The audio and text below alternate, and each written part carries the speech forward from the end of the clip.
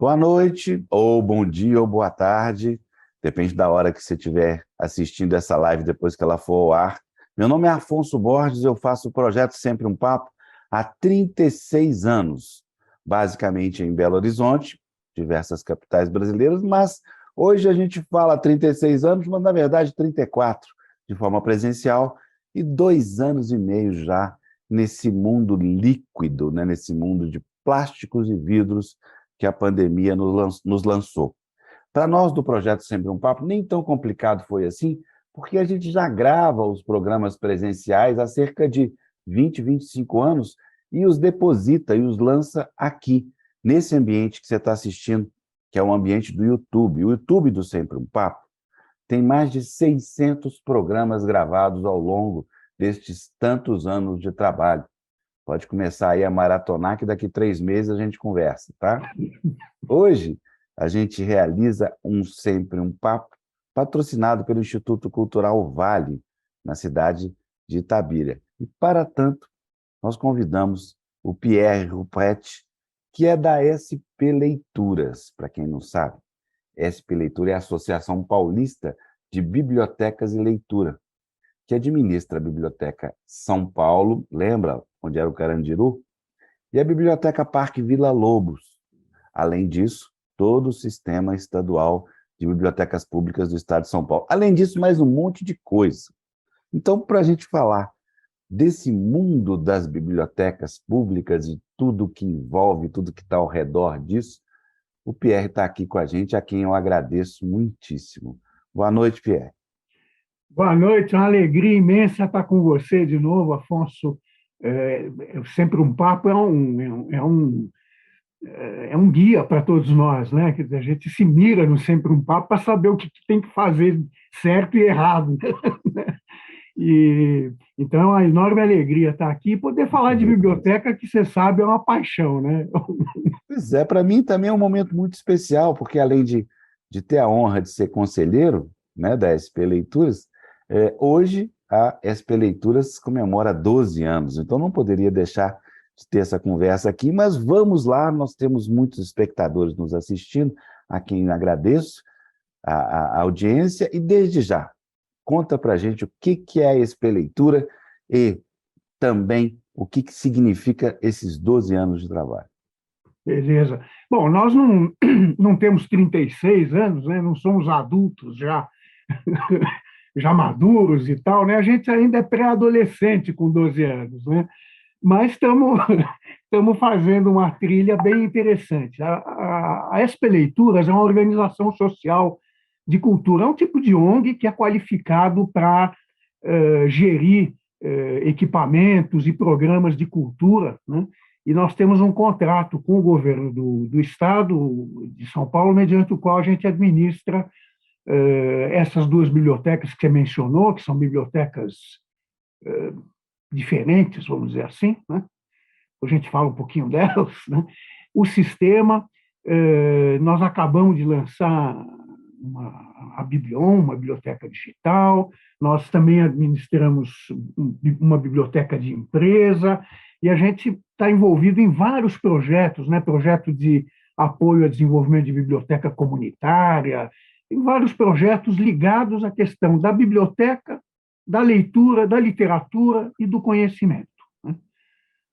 Como ONG, quer dizer, é um grupo de pessoas, né, que são muito identificadas com o tema. A gente é realmente muito identificado com essa questão, né, da literatura, da leitura e da biblioteca, né, e é isso, a gente monta projetos nesse sentido, né, sempre partindo do princípio de que, muito singelamente, né, na nossa opinião, tudo começa na literatura. Né? Tudo começa na leitura. Quando eu falo de leitura, eu estou falando do oral também, na audição, né, de histórias e tal. Né? Mas é importante dizer também que a SP Leitura foi eleita em 2021 pelo Instituto DOAR, a melhor ONG do Brasil na categoria de cultura, e pelo 4º ano consecutivo, uma das 100 melhores ONGs do Brasil, né? Isso é uma titularidade, é uma premiação, mas que deixa muito transparente a qualidade e o profissionalismo da SP Leitura no trato com as bibliotecas, né? Obrigado. A gente realmente tem muita. Esse prêmio, para nós, ele é muito importante porque justamente ele fala de transparência, né? É um prêmio muito focado na questão da transparência, da visibilidade das questões de diversidade, de pluralismo e tal. Então, a gente usa o prêmio quase como esse de estar nas 100 melhores ONGs do Brasil, para nós é quase como se a gente tivesse um certificado ISO, né? A gente trabalha usando esse prêmio como um guia para melhorar, vamos dizer, a gestão da questão cultural, das coisas que a gente gere, né? E é bem Mas legal vamos, mesmo a gente fazer parte disso. sem dúvida. Mas vamos voltar um pouquinho nesse campo de conceito. Nós vivemos um mundo extremamente atacado, assediado pelas chamadas distrações digitais. E aí eu vou além. Distrações digitais não é só joguinho, não é só televisão, é tudo junto. Esse mundo cibernético e eletrônico que nos rodeia, que em certa medida, eu tenho umas dúvidas, mas eu vou lançar essa pergunta dessa forma. Em certa medida, atrapalha e concorre com a leitura de livros convencionais. Tá? Então, a pergunta é provocativa mesmo. Nesse contexto, para que serve uma biblioteca? Olha, tem dois aspectos importantes na sua pergunta, no meu entender. Um é essa questão da biblioteca, do para que serve uma biblioteca, né? Eu me lembro, quer dizer, até antes das mídias sociais estarem tão ativas e do digital estar tão presente, né? Mas quando ele já existia, nos perguntavam muito, bom, mas em tempos de Google, né, por que biblioteca? E a resposta da gente costumava ser a seguinte: olha, se você acredita que a biblioteca é meramente uma estante com livros, de fato, talvez não faça muito sentido, né? Só que uma biblioteca é muito mais que uma estante de livros, né? Uma biblioteca é ação.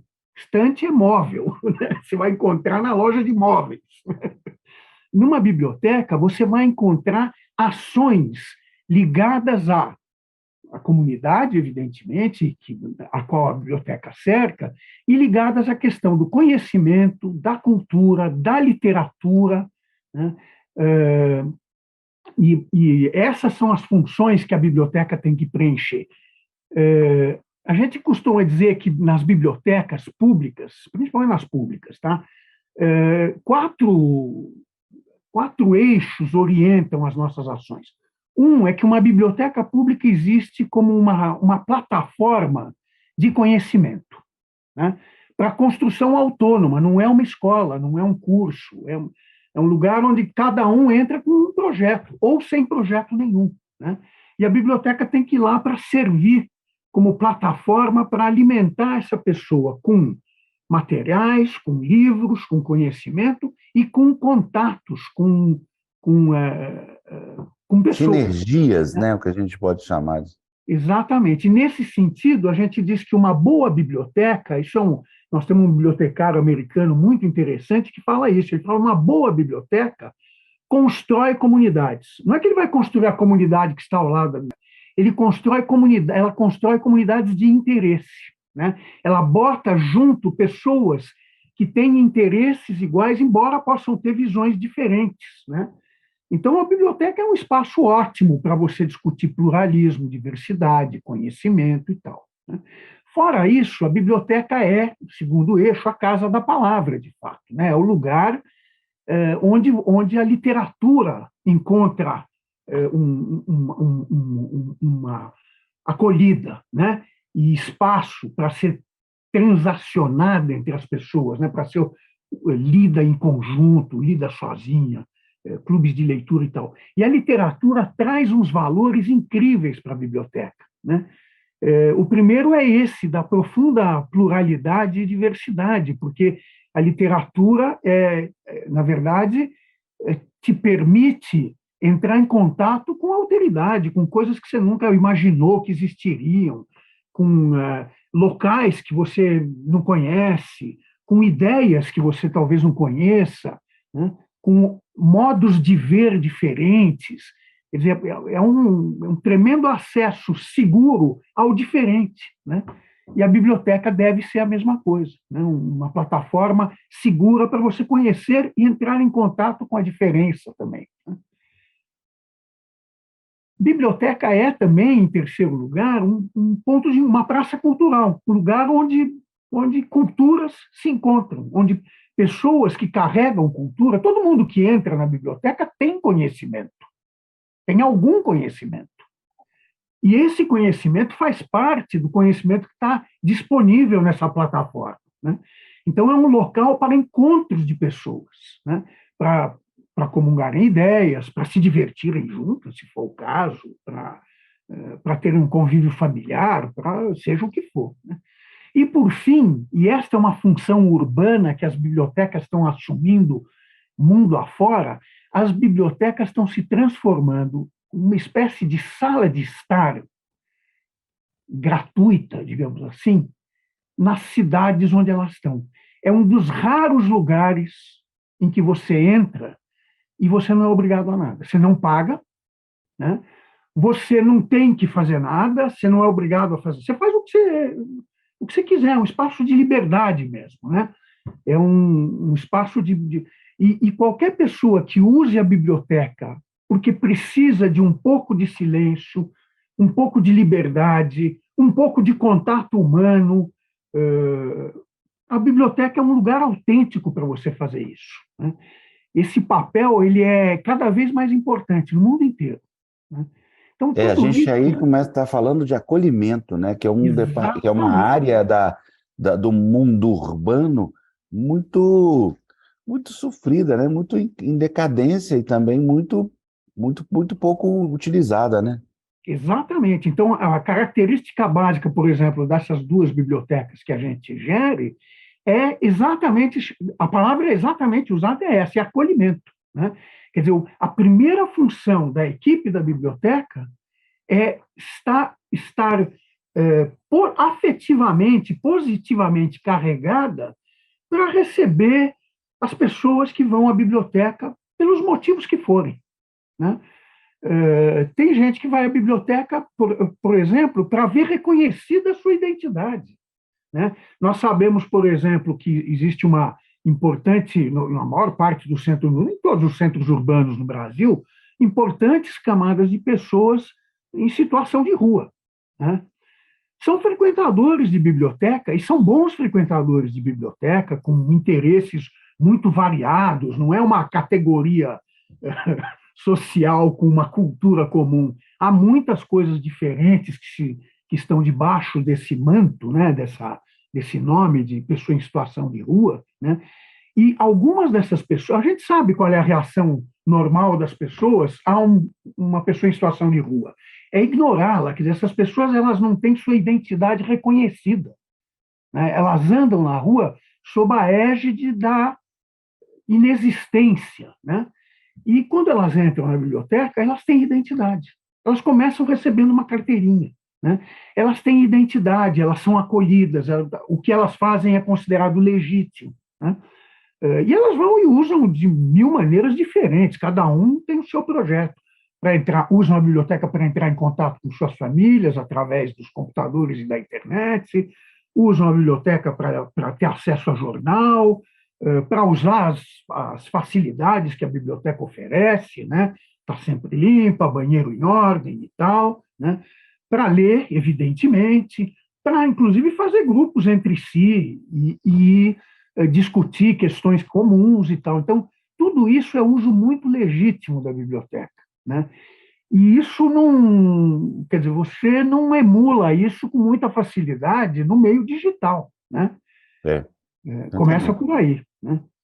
Bem, Acho que dois tem... assuntos que eu queria que você acrescentasse. O primeiro deles é o desafio que a Biblioteca São Paulo e a Vila Lobos enfrentou para tratar do assunto acessibilidade.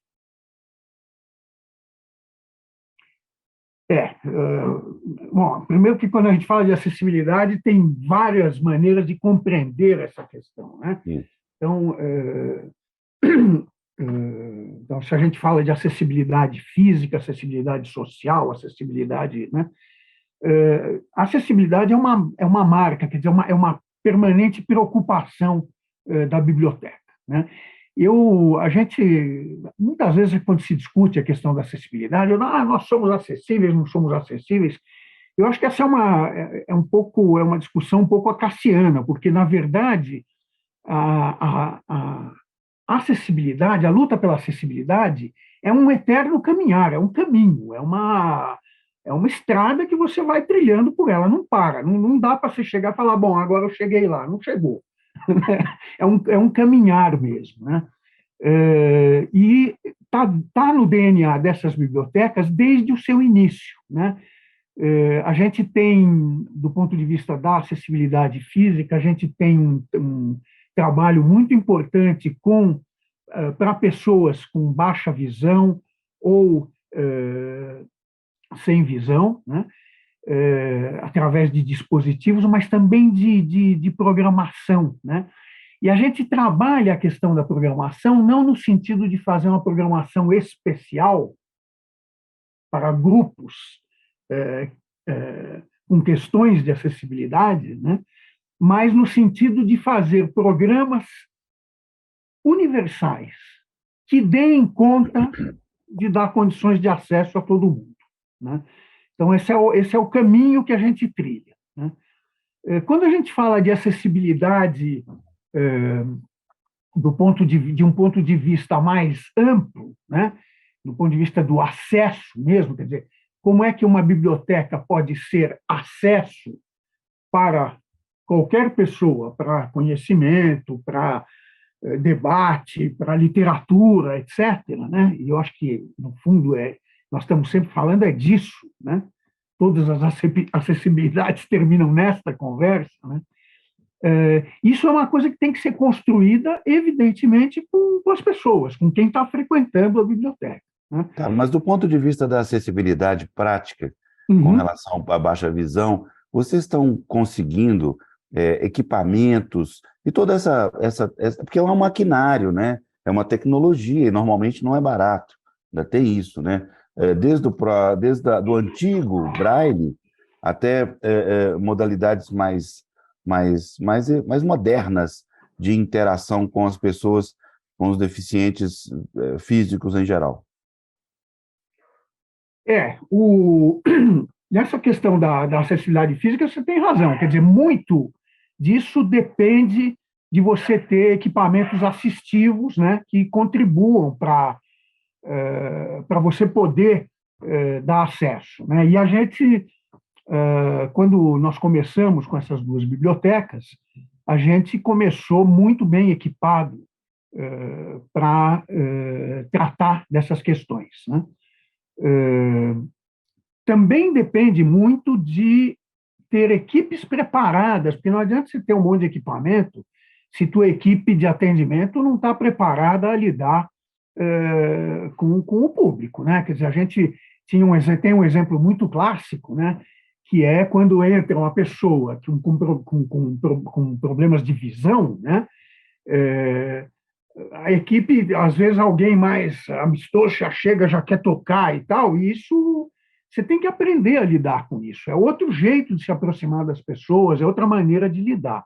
Então, as equipes têm que estar preparadas para isso, têm que discutir isso, têm que conversar, inclusive, com quem lida com isso e tal, né?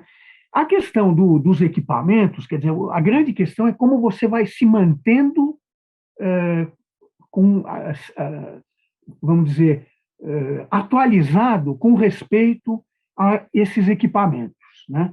A gente tem conseguido, quer dizer, nós temos nas bibliotecas bons equipamentos que ajudam, por isso que a gente tem uma frequência bastante importante, eu diria, de pessoas com questões de visão, né? Com problemas de visão, e temos também pessoas com deficiência outros tipos de deficiência que também têm como ser atendidos. Então, está tudo sinalizado, né? Nós temos, vamos dizer, todas as condições de receber cadeirantes, né? A gente conhece biblioteca pública que um cadeirante nem consegue passar no meio das estantes, né? Não consegue nem subir por causa das escadas. Eu estou cansado de É. ver isso, principalmente no interior do país, né? Então, isso tudo a gente tem um olho muito atento. Existe, de fato, um componente que exige investimento, mas existe muito que se pode fazer com pouco investimento, né? E a gente tenta as duas coisas, claro, né? Quer dizer, sempre que a gente consegue pleitear uma verba ou conseguir uma verba para ir melhorando esses equipamentos, a gente vai fazendo, né? Com relação não a sua, a minha terceira idade, o que vocês praticam nesse mundo de Ah, terceira idade? isso é bem legal, viu? A gente essas pessoas a gente chama na biblioteca de mais 60, né? Para não ter nenhum qualificativo, nenhum qualificativo no nome, esse negócio de melhor idade, idade do não sei o quê, sem adjetivos. Objetivamente, é mais 60, né? Tem gente que acha isso ótimo, tem gente que acha que não é, problema de cada um acha o que quiser. É mais 60, né? E nós fizemos uma época um programa muito interessante de inovação dentro da Biblioteca de São Paulo, que foi botar toda a equipe, né, usando dispositivos que simulavam, que forçavam a pessoa a ter uma experiência de alguém mais 60, né? Então, por exemplo, tinha redutores de movimento, né? Então, quando você queria abaixar, o negócio era, né? Tinha redutores de visão, tinha um monte de equipamentos para você sentir o que era.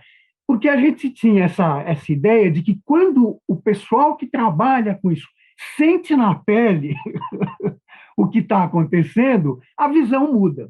E a gente criou também um grupo de frequentadores da biblioteca, que eram mais 60, para servir como uma espécie de grupo de opinião, né, sobre o que a gente devia fazer com a biblioteca. E aí a gente criou um monte de dispositivos e de programas, né? E um dos programas mais bem-sucedidos que a gente criou, e ele é bem-sucedido até hoje, né, é o programa de tecnologia para mais 60, que se divide em dois programas. Um é smartphone para mais 60 e o outro é computadores para mais 60, né? A ideia do smartphone, porque smartphone é acesso a conhecimento hoje, né? Então, e a informação, né? Então, a ideia de você dar cursos de smartphone para mais 60 dentro da biblioteca é completamente diferente de um curso de smartphone lá na companhia telefônica que quer te vender ou o aparelho, ou a linha, ou não sei o que mais, né? Porque a pessoa está sendo atendida por um atendente da biblioteca. Quem está dando o curso é um atendente da biblioteca, né? O curso é para grupos pequenos, para a gente para poder trabalhar com paciência, com calma, com essas pessoas, né? E pelo fato de acontecer na biblioteca e com um público que tem uma sede de contato, né? Porque normalmente tem pouca oferta para idosos na cidade, né? A cidade é um ambiente muito hostil para o idoso, né? Você acaba criando grupos de interesses de idosos que acabam explorando a cidade de novo, a parte cultural. O atendente que está dando o curso está sempre comentando: olha, chegou esse livro novo na biblioteca, tem gente que volta a ler. É muito interessante o resultado. Nos primeiros cursos que a gente dava, a gente tinha, quando terminava, nós tínhamos pessoas participantes dos cursos que falavam: eu vou fazer de novo. A gente falava: mas não faz sentido, você já aprendeu. Não, mas é tão legal, eu quero fazer de novo. Então, a gente foi estimulando que essas pessoas fossem se associando e fazendo coisas junto na biblioteca, né? Isso é criar comunidades de interesse, né? Isso é a missão da biblioteca, né? E é Agora fabuloso. vamos falar de criança agora, divertido, porque as décadas anteriores, né, 70 em diante, principalmente com o advento de livros ilustrados maravilhosos, a literatura infantil passou por um boom muito interessante, né? As crianças são sideradas, ainda são, na verdade, por livros infantis.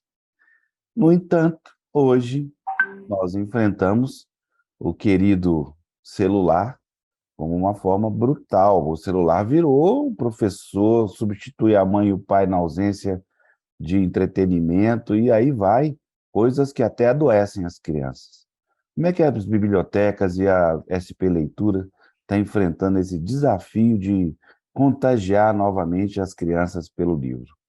Essa discussão é fundamental, Afonso, porque nós estamos, nesses anos que nós estamos vivendo, nós estamos decidindo coisas que vão muito além da nossa vida, né?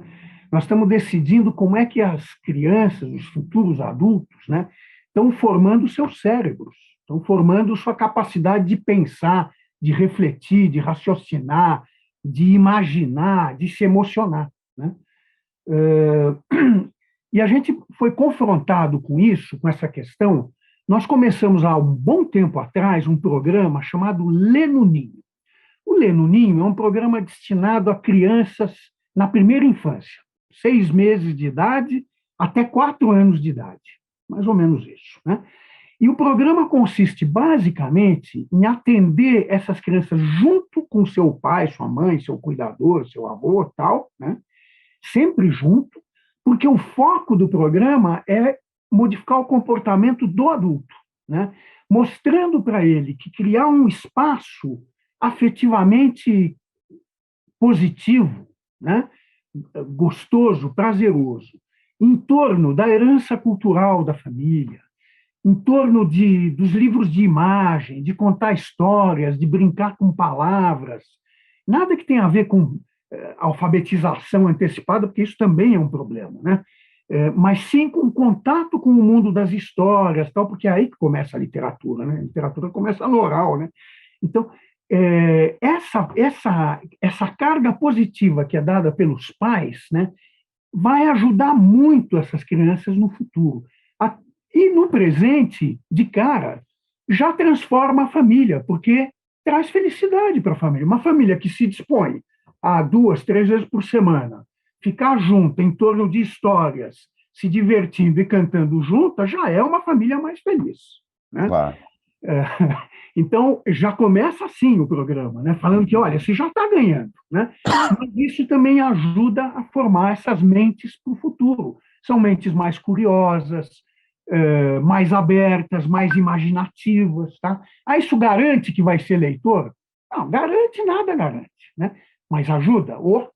E se não for leitor, vai ser uma pessoa curiosa, vai ser uma pessoa mais aparelhada. E aí a gente começou a fazer esse programa e foi tendo sucesso, muito sucesso, né? E surgiu essa história das telas. Bom, então vamos introduzir livro digital, e aí a gente, opa, e agora? Devemos ou não devemos? E houve uma enorme discussão sobre isso, né? Nós, inclusive, simulamos começar a trabalhar com digital e logo percebemos que isso não vai dar certo, né? A primeira constatação foi que se você chega para uma criança pequena, 1 ano e meio, né, que não teve contato com celular, com computador, com nada disso, e apresenta para ela um tablet ou um belo livro de imagens, é fatal, ela vai para o livro de imagens. Ele é mais rico, ele tem mais chance, ele tem mais, né? O tablet tudo tem a mesma forma, tem o mesmo, né? Sempre aquele E o livro é táctil. É táctil, e a gente, inclusive, diz nas bibliotecas que é também comestível, porque algumas das crianças babam e mastigam os livros, e a gente diz, olha, faz parte. Não tem problema, deixa babar. Nenhum, nenhum. Então, Aqui. e aí começou essa discussão do que, como é que a gente encara as telas. Hoje, me parece que há um senso comum entre as pessoas que discutem a plasticidade do cérebro, a formação das pessoas e a educação, de que submeter crianças a telas antes de submetê-las ao exercício da imaginação, da leitura, da contação de histórias, tal, e depois da leitura, né, é problema. Né? Por quê? Porque por vários motivos. Quer dizer, você tem gente da área da neurocientistas que mostram isso. Né? Mas você... Opa, desculpa. Mas você também percebe isso em alguns indicadores importantes. Por exemplo, há pesquisas mostrando que o índice de empatia da juventude nos últimos 20 anos está decrescendo. Né? E a literatura, e a leitura, e a audição da literatura oral trabalha justamente muito a empatia das pessoas, por causa dessa história da diferença, e você está entrando em contato com coisas diferentes. Né?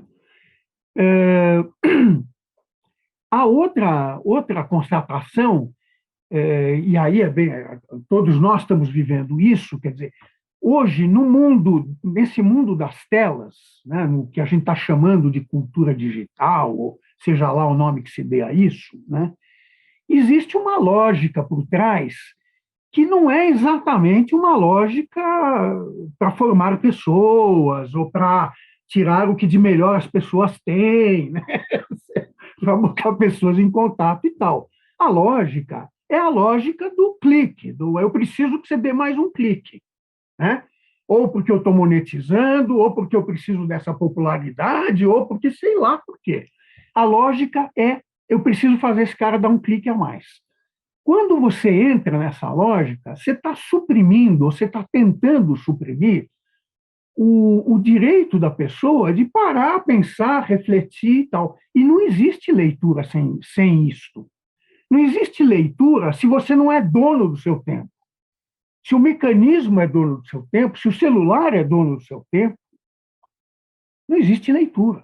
Né? Sem dúvida, inclusive que no campo da leitura a gente conhece livros que se leem, que são feitos e escritos para serem lidos rápido, e livros que propositalmente têm um ritmo mais lento para trabalhar áreas do cérebro, isso a neurociência já provou, que nem são experimentadas durante a prática diária de afazeres, né? Exato. Então, assim, é importante também que as pessoas falam, pô, esse livro é chato, esse livro é lento. Peraí, vamos trabalhar, vamos nos fazer essa pergunta. O que um livro lento pode fazer com sua alma, com sua emoção, com seu sentimento e principalmente com seu cérebro? É isso, quer dizer, você imagina o seguinte, quer dizer, essa história do clique rápido, né? Ela tende a suprimir várias coisas. Quando você está lendo um livro, né, normalmente, né, quem dá o tempo mesmo, no fundo, quer dizer, você pode escrever para ser lido rápido, mas quem dá o tempo da leitura é você. Né? O livro te sugere, né? Mas quem dá o tempo é você é sujeito. Né? Quando você entra no mundo do clique, o que o cara quer é que você dê o próximo clique, ele não quer que você pense muito. Né? Não, a intenção é sempre essa. Né? E isto primeiro conspira contra a ideia de você ser um dono do seu tempo, né? E sujeito das suas decisões. Você está sendo carregado, né? Para lá e para cá, em função dos interesses. E tem um mecanismo aí que é muito difícil de a gente concorrer com, que é esse negócio eu vou chamar de remuneração fácil. Né? Todo esse mundo digital, ele é construído, todo, claro, estou generalizando, mas a enorme maioria é construída em torno dessa ideia de você, quer dizer, não é a ideia de você entrar em contato com algo, examinar algo, né, e emergir em algo. É o contrário, ó, clica aqui que você vai ganhar isso, clica aqui que você vai ganhar isso. Então, toda aquela atividade que exige um pouco mais de esforço intelectual, né, tende a ser abandonada. Só que o que esquecem de contar, né, o que a gente esquece de pensar, é que essa atividade, que pode ser que no começo exija um pouco mais de concentração e tal, lá no fim remunera muito mais do que essa remuneração facinha que você vai recebendo aos pedacinhos, né? Então, essa é uma das batalhas que a gente enfrenta na questão do digital, né? Certo. Então, Eu queria aproveitar e já tocar no assunto da Biblion, mas antes uma pergunta desconfortável. Existe uma idade intermediária, ali entre 12 e 18 anos, em especial, que é um desafio para o mundo editorial, né? Eu estou falando nem de biblioteca só, não. Eu converso com editores, eu converso com escritores, e eles não conseguem fazer com que essa idade parece que continue a ler como em outras idades anteriores. Como é que vocês entendem isso? olha, eu acho que aí tem duas coisas. Tem uma coisa que é um pouco uma espécie de deficiência que nós criamos no nosso país, né? E tem uma coisa que tem a ver com a idade mesmo, né? A deficiência que nós criamos no nosso país é imaginar uma literatura, e principalmente bibliotecas, né, centradas em crianças que, na verdade, tinham que ler porque eram obrigadas a ler pela escola, né? Então, esse é É, o famoso público fácil, né? O cara é obrigado mesmo, a professora tem que cuidar mesmo do cara lendo, tal. Então, pronto, a gente atende esses caras e diz que está fazendo um trabalho de encantamento pela leitura. Não está. A gente está atendendo uma demanda, mas não está fazendo um trabalho de encantamento com a leitura, né? Alguns professores sabem fazer, né? Mas é muito claro que o que define realmente se está ou não fazendo o trabalho de encantamento é o professor, quer dizer, um professor apaixonado, que realmente se interesse pelos alunos e pela literatura, né? Tem que se interessar pelos alunos também, né? Este cara vai trazer, vai criar leitores, né? Mas a maioria, não, infelizmente, não acontece assim. A gente sabe que nas escolas, inclusive, são pouquíssimos, proporcionalmente, os professores que dedicam à leitura algum tempo, que não se, né, a uma leitura mais prazerosa, mais, né? Então, uma parte vem daí. Agora, a outra parte vem porque, de fato, você está, quer dizer, quando você pega essa faixa dos 12 aos 17, 18, né, você está lidando com pessoas que, de repente, se abrem para o mundo de uma maneira e se abrem muito ligadas nos seus pares, né? E é um mundo que exige uma certa contestação, né? É a hora que eu estou afirmando minha personalidade. Eu preciso, né? Eu não posso concordar com todo mundo. Eu tenho que questionar, né? É importante eu questionar. E a gente sente que, não sei se tanto na literatura, mas nas bibliotecas havia muito pouco espaço para isso, né? Nós temos experiências no Brasil fascinantes de trabalhos com jovens nessa faixa de idade, né? Se você pensar, por exemplo, o trabalho das bibliotecas comunitárias, em boa medida, ele se dá com esta faixa de idade, né? Eles, como é que eles captam esses jovens, né? Como é que eles trabalham esses jovens? Se interessando por eles, né? E trazendo eles para construir a biblioteca junto, para discutir o que tem que ter ali e tal, né? Nós fizemos uma experiência maravilhosa nos últimos 2 anos, com pandemia e tudo, né? De apoio à criação de uma biblioteca comunitária aqui no litoral do estado de São Paulo, né? Que era uma biblioteca de jovens. Os jovens é que queriam fazer a biblioteca, né? E quando você começa a discutir com eles, é muito interessante, porque muitos deles sequer liam, ou liam muito pouco, ou tinham outros interesses, por exemplo, mas você parte desse interesse e você acaba levando para a leitura. Porque, por exemplo, tinha um grupo de jovens cujo interesse era ilustração. Eles gostavam de desenhar, de ilustrar. Legal, vem cá, aqui é teu lugar. E vamos começar pelo quadrinho. né? E vamos começar pelo...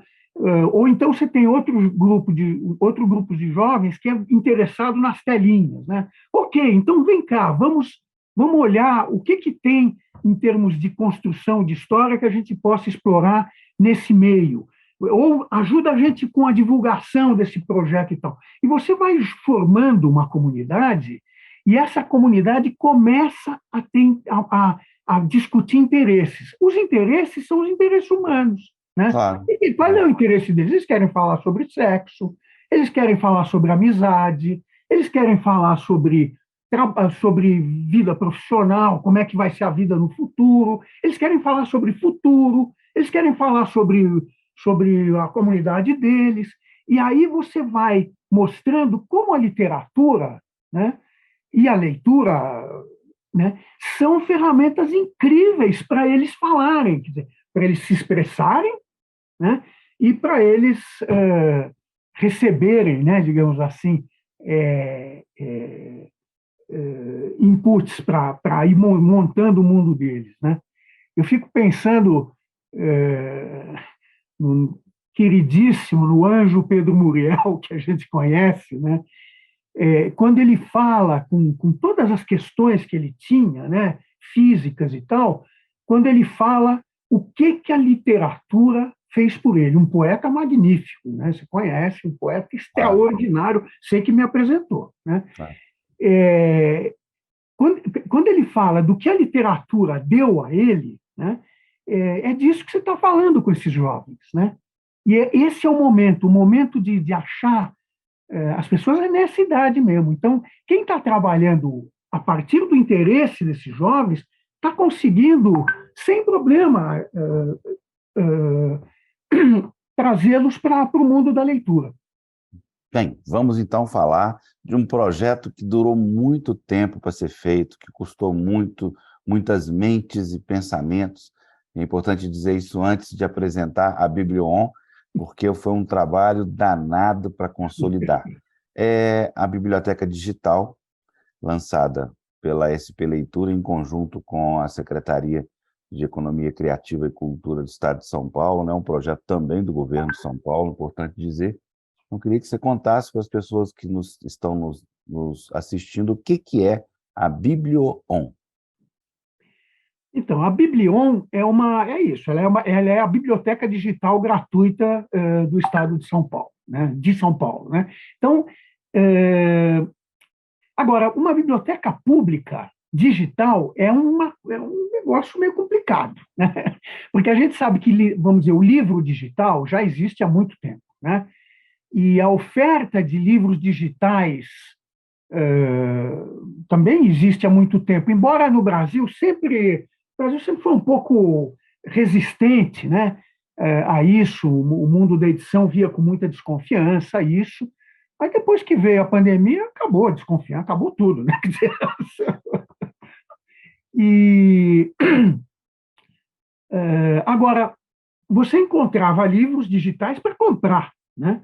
Mas uma biblioteca pública oferecendo gratuitamente livros digitais, isso não tinha modelo para isso, né?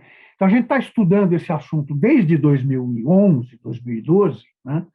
Olhando o que acontece no mundo e tal, mas aqui não tinha como viabilizar, porque você não tinha parceiro capaz de te prover com o acervo que você precisa, né? Existe um problema complexo aí, porque, evidentemente, a cadeia do livro tem que ser remunerada, né? O autor tem que ganhar seu direito autoral, o editor tem que ganhar pelo seu trabalho e tal, né? E não é porque é digital que isso, né, razão a mais para remunerar quem está criando e tal, né? Então, demorou muito tempo até a gente encontrar uma plataforma capaz de nos ajudar a trazer conteúdos para uma biblioteca pública, né? E a Biblion é um pouco o reflexo de ter surgido essa possibilidade. A partir de 2019, fim de 2018, começaram a aparecer os primeiras propostas, né, realmente concretas, porque até lá você tinha coisas que funcionavam em meios limitados. Eu dizia, olha, eu tenho esses 150 leitores. E aí você tinha uma oferta para 150 leitores. Agora, uma oferta nos moldes de uma biblioteca pública, a biblioteca pública não tem 150 leitores, nenhum leitor, nem 1 milhão de leitores. Biblioteca pública tem tantos leitores quantas pessoas entrarem lá querendo ler, né? O compromisso da biblioteca pública é esse, né? Então, como compatibilizar isso com a remuneração do material e tal? E aí a gente encontrou um parceiro que podia nos ajudar a resolver isso, né? E montamos primeiro um piloto, um projeto piloto, para entender a lógica, porque a lógica é diferente em algumas coisas, e em outras é igual à biblioteca física, né? Eu me lembro muitas vezes as pessoas pensavam, bom, então se está na internet, tudo, né, é uso ilimitado, né? Não, não é ilimitado, a gente paga por uso, né? E o orçamento não é ilimitado, né? Então, então você tem lá os livros para emprestar, mas como numa biblioteca física, né? Às vezes você quer o livro e o livro já está emprestado para outras pessoas, né? Então aí você entra lá, você faz uma reserva. Só que o bacana é que você faz a reserva e quando o livro está disponível, você recebe uma mensagem, teu livro está disponível, está lá, pode ler, né? Então, a gente desenvolveu esse projeto porque a gente sabia, olha, vai surgir no Brasil essa oferta. Nós queremos que surja dentro de um ecossistema de biblioteca pública. O que significa? Significa que a gente quer oferecer esse serviço para as pessoas, a gente acredita que, inclusive, esse serviço traz um novo contingente de leitores, tem o potencial de trazer um novo contingente de leitores para o mundo da leitura e da literatura, né? Mas nós precisamos fazer isso junto com as bibliotecas físicas. Por quê? Porque muito do que a biblioteca física oferece complementa, ou muito do que a biblioteca digital oferece, pelo contrário, complementa o que a biblioteca física faz. Como eu disse, o reino da biblioteca, o conceito da biblioteca é uma plataforma, né, de encontros, de conhecimento e tal. E tem coisas que a vivência pessoal, física, é importantíssima, né? A biblioteca digital, a gente queria que fosse uma extensão da biblioteca física, né? Que a pessoa, não algo que se contrapõe à biblioteca física, mas algo que compõe um ecossistema de oferta de experiências de leitura e de compartilhamento de conhecimento, que é o que uma biblioteca tem que ser. E isso deu muito trabalho, né? E a gente ainda tem muito que aprender com isso. Como é que a gente vai dar corpo a isso, né? Uma das coisas mais simples para ilustrar essa questão é a seguinte: a gente diz, bom, se uma biblioteca física não é uma estante, uma biblioteca digital também não pode ser simplesmente uma estante virtual, ela tem que ser, né, tem ação de biblioteca aí, né? Como é que você cura esse material? Como é que você sugere leitura? Como é que você ajuda a pessoa a construir trilhas de conhecimento, né? Essa é uma primeira questão. A segunda questão é como a gente pode apoiar as bibliotecas físicas na missão delas, que é uma missão cada vez mais necessária, né? Vamos lembrar que, como a biblioteca trabalha a questão da informação, uma das questões que deveria, pelo menos, ser central nas bibliotecas é trabalhar a questão da qualificação da informação, ajudar a gente a se mover nesse universo de informação aparentemente tão farta, mas muito perigosa, né? Para buscar a informação que me interessa mesmo, e não cair em fake news e todas essas maluquices que estão se multiplicando por aí, né?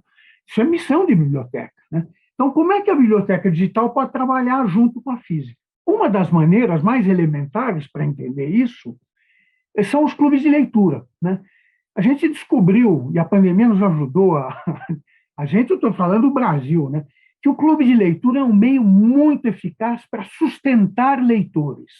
E leitores sustentados são os que mais trazem gente para a leitura, né? Então, começou a ter um monte de clubes de leitura espalhados por aí, o que é ótimo, né? Acontece que muitas bibliotecas têm dificuldade de manter seus clubes de leitura, primeiro porque elas têm dificuldade de manter um acervo atualizado. Normalmente, o gestor público não compreende que uma biblioteca precisa comprar livros, né? E precisa comprar com regularidade. É mais importante a regularidade do que a quantidade, né? Então, as bibliotecas, às vezes, nem têm o livro, ou quando tem, não vão ter a exemplaridade necessária para movimentar um clube de leitura. Tem 20 pessoas lendo o livro, você precisa ter 20 exemplares. A Biblion está servindo as bibliotecas do sistema estadual de bibliotecas como nós estamos com um programa que é justamente para suprir os leitores dos clubes de leitura das bibliotecas físicas com exemplares digitais para que eles leiam o livro e depois façam a reunião do clube de leitura, né? Então, o clube de leitura continua sendo feito pela biblioteca local, que às vezes o faz presencialmente, às vezes o faz virtualmente, faz como quiser, né? E a gente apoia isso com o acervo, né? E, ao mesmo tempo, já que estamos apoiando isso, a gente acaba fazendo, nós estamos fazendo um curso de capacitação em mediação de clubes de leitura, com apoio do Iber Bibliotecas, da CERLAUC, né? E com o apoio com profissionais mesmo. Então, né? Nós estamos na segunda turma de EAD, formando mais 180 mediadores entre o pessoal que trabalha nas bibliotecas, né?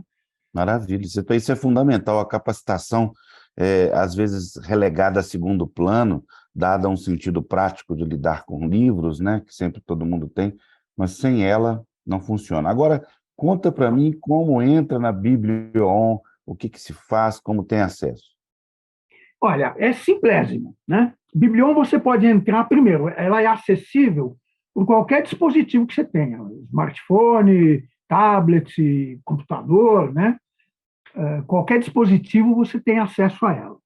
Se você for entrar via internet e tal, você entra no site biblion.org.br e você vai estar lá na Biblion. Se você está no seu celular, quer entrar no seu celular, você vai lá na loja de aplicativos e põe Biblion. E você vai clicar e o aplicativo vai baixar. Você vai fazer um cadastro muito rápido, né? Vai durar 2 minutos, 3 minutos no máximo, tá? E você está lá, está dentro, tá? E aí o que você vai encontrar lá dentro? Você vai encontrar, de cara, uma oferta que hoje está ao redor de 15 a 16 mil títulos, né?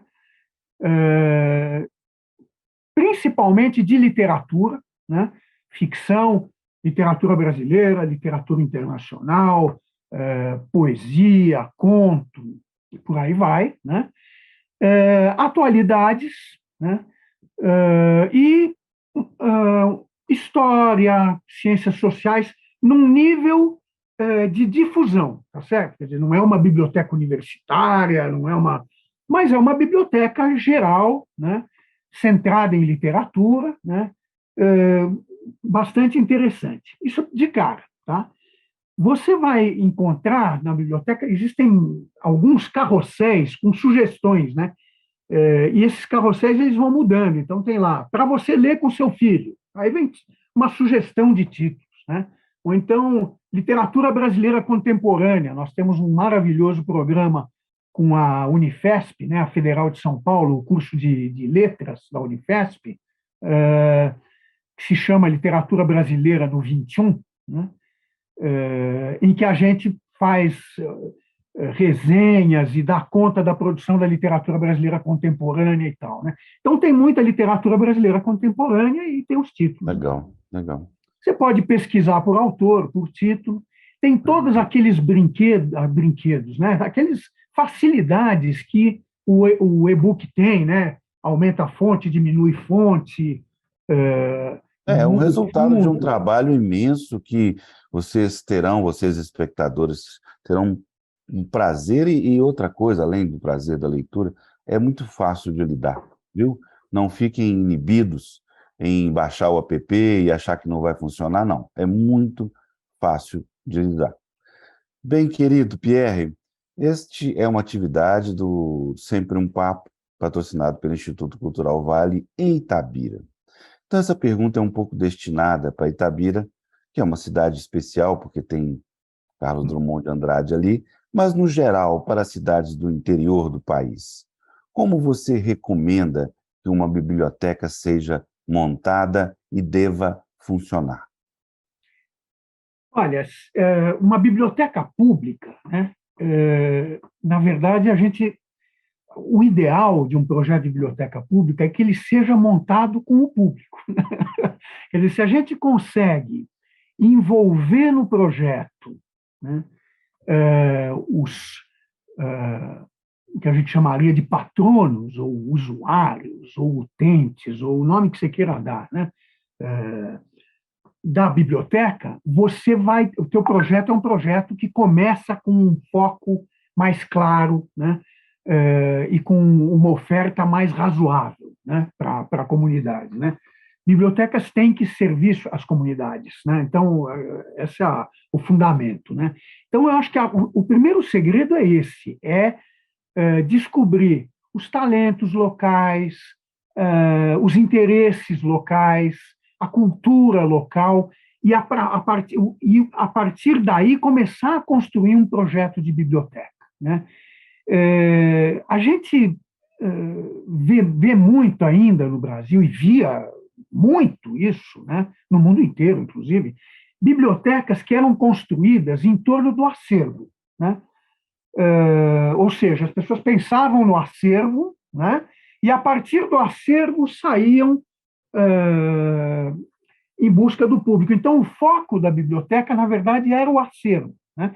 Isso faz sentido em alguns casos, né? Quando você tem um acervo histórico importante que você quer preservar e tal, isso é importante, né? Mas uma biblioteca pública, ela é outra direção, né? O acervo, na verdade, é uma ferramenta, né? O objetivo, não o objetivo, são as pessoas, né? A comunidade e tal, né? Então, você tem que pensar a partir das pessoas e não do acervo. Você vai começar a pensar o espaço, o acervo, inclusive que tipo de acervo que tem que ter, não só de livros, né, de outros materiais que ajudem na construção do conhecimento, na abordagem da cultura e tal, né, a partir desses interesses da comunidade. Esse é um ovo de Colombo, evidentemente, né, mas é um ovo de Colombo relativamente raro no país, né, porque as bibliotecas no país sofreram muito com essa centralidade dada ao acervo, ao invés de ser dado à comunidade que atende, né? Então, eu acho que o conceitão básico é esse, é um ovo de Colombo, é uma coisa simples. Agora, tem um monte de aprendizados que podem ser feitos a partir desse conceito, né? Existem experiências luminosas de biblioteca no Brasil e no mundo, né? E de bibliotecas de qualquer tamanho que você possa imaginar, enormes, né? E pequeninas, né? Mas que são muito efetivas, muito importantes para as comunidades que atendem, né? E todo esse acervo de conhecimento sobre bibliotecas é um acervo disponível, né? Você consegue pesquisar, né? No sistema estadual aqui de São Paulo, a gente tem um cuidado imenso de ficar buscando casos. Nós vamos ter agora um seminário internacional de biblioteca viva, né? Durante a Bienal do Livro de São Paulo, mais ou menos encaixada no cronograma, né? Mas acontecendo no Centro Cultural, no Centro de Convenções Rebouças, onde a gente reúne mais ou menos umas 800 pessoas do mundo das bibliotecas públicas, né? E a gente traz experiências de fora, compartilha com experiências de dentro, e tem experiências incríveis, né? Estão disponíveis, quer dizer, é um mundo que gosta de compartilhar Engraçado. seus conhecimentos. É interessante isso no mundo da biblioteca, né? Querido, muitíssimo obrigado pela sua participação. Foi um papo que eu tenho certeza que vai ficar na história, porque é difícil de encontrar uma pessoa que tenha tanto conhecimento e tanta paixão pela biblioteca pública como você, viu, Pierre? Eu tenho que te agradecer muito. Agradeço às pessoas que nos assistiram, ao Instituto Cultural Vale, esse recado, inclusive, que o Pierre deu serve direto para o prefeito, meu querido amigo prefeito Marco Antônio Lage, para que essa coisa possa funcionar e sirva de inspiração para a cidade de Itabira. Viu? Quando quiserem, contem comigo. Itabira é muito importante, de fato, né? E, nossa, a gente... Itabira quer dizer, deveria ser um monumento nacional, né? É um monumento nacional. No nosso imaginário, de todas as pessoas que conhecem a obra de Drummond, é um monumento. É um monumento, né? É uma coisa incrível. Então, eu queria passar a palavra para você encerrar, não sem antes agradecer muito essa gentileza cidadã que você teve aqui comigo de falar tanto sobre livro e leitura. Imagina, você sabe, eu sou apaixonado mesmo, é uma coisa que me move, né? Eu agradeço muito essa oportunidade de poder falar de biblioteca, não é em todo lugar que a gente consegue falar, né, desse assunto, né? E é legal, e olha, quer dizer, a gente adora compartilhar realmente ideias sobre biblioteca, projetos novos e tal, então eu queria me colocar à disposição aí de quem estiver nos ouvindo e tiver interesse em continuar essa conversa de algum jeito, estamos aí à disposição, né? E vamos que vamos, quer dizer, como dissemos lá no comecinho, né? Para mim tudo começa na literatura, né? Então vamos em frente todos juntos. Muitíssimo obrigado. Vamos encerrar com a apresentação do VT institucional do Instituto Cultural Vale. Uma ótima noite para todos. Onde está a cultura? A cultura está em todos os cantos do Brasil. E com o Instituto Cultural Vale, vamos valorizar ainda mais nossas manifestações culturais. Ao todo, são mais de 200 projetos criados, apoiados ou patrocinados em mais de 160 municípios. Onde tem cultura, a Vale está. Apoiando e valorizando nossa cultura, crescemos e evoluímos juntos.